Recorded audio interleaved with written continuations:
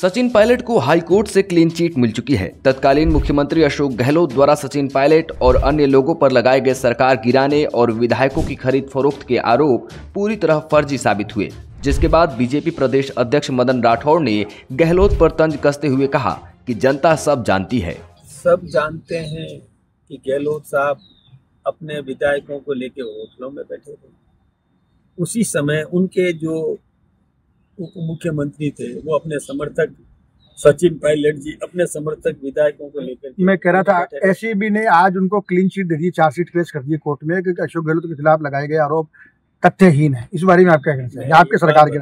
ये दुनिया जानती है कि किस प्रकार से खेमाबंदी करते रहे, एक दूसरे के विधायकों को अपने पक्ष में लेने के लिए प्रयत्नशील रहे। अब उसमें एसीबी ने क्लीन चिट दी या किसने क्लीन चिट दी, मैं उस विषय पर नहीं जाऊँ। आम जनता जानती है कि क्या हुआ था। 5 साल तक वो एक दूसरे को निकम्मा नकारा पता नहीं क्या क्या कहते रहे, ये सब जानते हैं। सरकार क्या अगला कदम क्या होगा? एसीबी की चार्जशीट के खिलाफ जाएगी या सही मान लेगी? देखिए, मैं इस विषय पर मैं पार्टी की बात करता हूँ। सरकार को सरकारी स्तर पर निर्णय करना है। सरकार इसकी समीक्षा करेगी कि चार्जशीट दी है या क्लीन चिट दी है, जो भी है वो सरकार निर्णय करेगी। लेकिन हमारा ये कहना है आम जनता सब कुछ जानती है। वहीं जब पीएम मोदी की मां का अपमान और स्पीकर देवनानी पर लगाए आरोपों पर पूछा गया तो मदन राठौड़ ने कहा कि स्पीकर संरक्षक होता है, साथ ही डोटासरा को नसीहत भी दी। अब कभी तो मोदी सरनेम को लेकर के और वो गाली गलौज करने लगे, उसके लिए उनको जेल जाना पड़ा राहुल गांधी को और माफी भी मांगनी पड़ी। मोदी सरनेम को लेकर के उन्होंने अपमानजनक टिप्पणी कर दी थी। उसके बाद में ये मोदी जी की माताजी को लेकर के बिहार में और कोई अमर्यादित शब्दों का प्रयोग किया, एक मिमिक्री जैसे नींद के अंदर और माताजी आए और यानी ये मिमिक्री करना, ये हताशा का परिचय है। और अभी ये जो सदन के अंदर आपके यहाँ के ही माननीय विधायक और हमारे स्पीकर, उनके विरुद्ध जो डोटासरा जी ने टिप्पणी की है वो भी अमान्य है, निंदनीय है। देखिए, स्पीकर जो है वो संरक्षक होता है।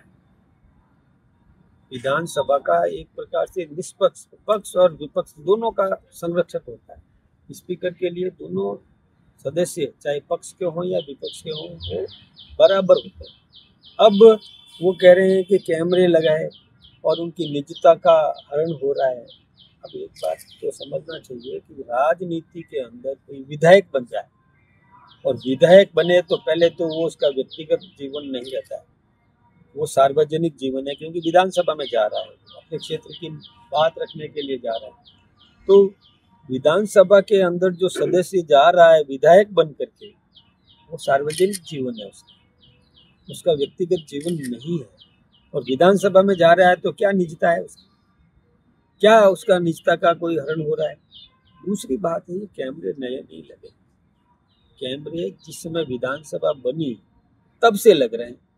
और गहलोत साहब 3 बार के मुख्यमंत्री रहे, कब जाके क्यों नहीं देखा कि कैमरे पहले से लगे हुए? हाँ, ये कैमरे हमारे, मैं संसद में हूँ, राज्यसभा के अंदर हूँ।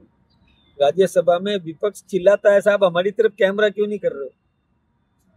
एक तरफ तो वो कह रहा है हमको दिखाओ दुनिया को, हम बोल रहे हैं और कैमरा हमारी तरफ क्यों नहीं है। तो दूसरी तरफ ये कह रहे हैं कि कैमरे क्यों। आपका ये तर्क मान लिया जाए कि निजता का हनन नहीं हुआ है तो सरकार ने स्वयं प्रसंज्ञान लेकर डोटासरा के खिलाफ कानूनी कार्रवाई क्यों नहीं की? जनता पे क्यों डाल दिया मामला? ये बात मैं आपसे कहूँगा, जनता पर तो इसलिए डाला कि जनप्रतिनिधि का निर्णय जनता करे। आसन क्या करेगा, वो आसन का अपना विशेषाधिकार है। स्पीकर को क्या करना है, स्पीकर के पास वाइड पावर्स, बहुत शक्तियाँ, स्पीकर के पास में बहुत अपरिमित शक्तियाँ हैं। वो किसी सदस्य को निलंबित कर सकता है, इसीलिए पूछ रहा हूँ सर, कार्रवाई क्यों नहीं कर सकता है, ये उनका अधिकार क्षेत्र है।